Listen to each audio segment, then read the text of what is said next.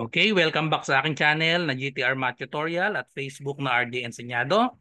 So for today's video ay sasagutan natin itong ipiniem sa akin. So hi sir, pwede niyo po ba ito idagdag po sa re-reviewin natin? Yan po ang gusto ko talagang matutunan. Salamat po sir, God bless. Okay? So ito po yung problem. Yan, so yan yung ipiniem niya. So try niyo po munang sagutan. Okay. So ayan, number 106 na tayo. So ang playlist po, ang link ng playlist makikita nyo po sa description. Okay, so ayan, average problem, average speed problem. Kasi pag average problem, iba yung formula doon. So ito ay average speed problem. Okay, so a car travels from A to B with a speed of 60 kilometers per hour and return to A at 120 kilometers per hour. What is the average speed? So kung ang sinagot nyo, common mistake ito. So sasabihin ko na agad.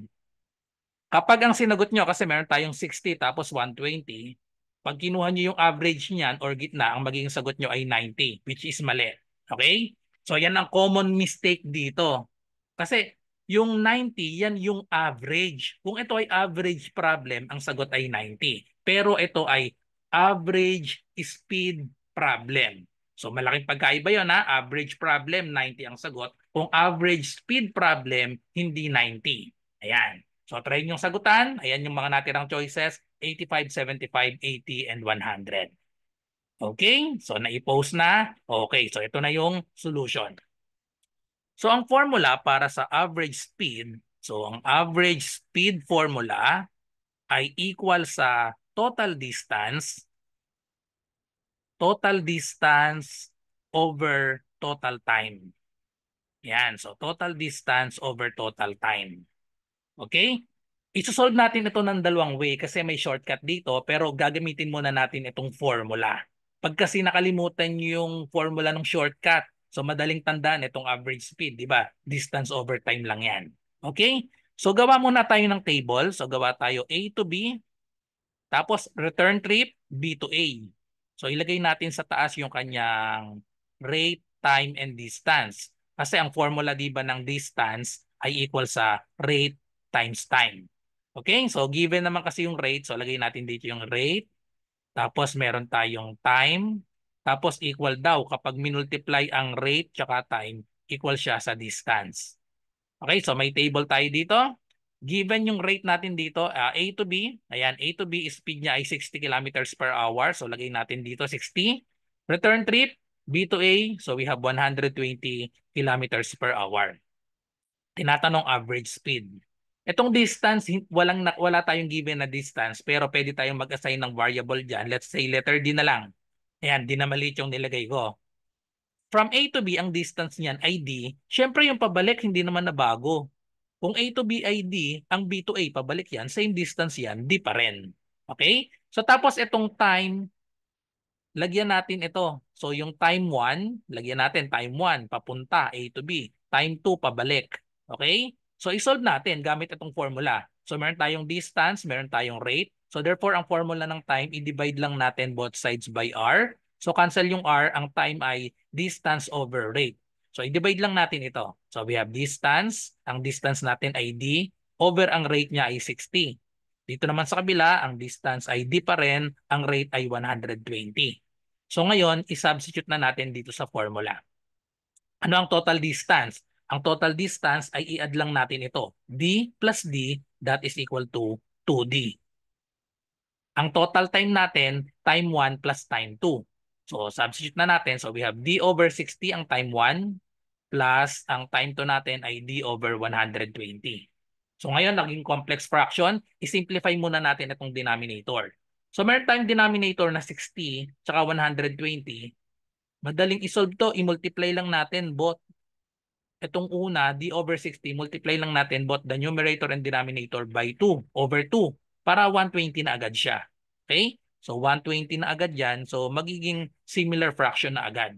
So we have 2D over, so this will become 2D over 120. Ayan, parehas na dito. We have D over 120. Okay, so i-combine lang natin ito. May invisible na 1 dito. So we have 2D over 2D plus 1D that is equal to 3D. Kopyahin lang yung common denominator na 120. So ngayon, simplify natin itong complex fraction. Palitan natin itong division symbol. Yung division symbol, same lang yan ng ganito. Okay? Itong 2D, lagyan natin ng over 1. 2D over 1. And then divided by 3D over 120. Kasi di ba meron tayong ang rule natin sa pagdi-divide ng fraction, kopyahin itong una, 2D over 1, yung division symbol, palitan ng multiplication symbol, tapos ito, interchange. Okay? Reciprocal. Pagpalitin lang, 120 over 3D. So ngayon, evaluate na natin yung D pwedeng makancel.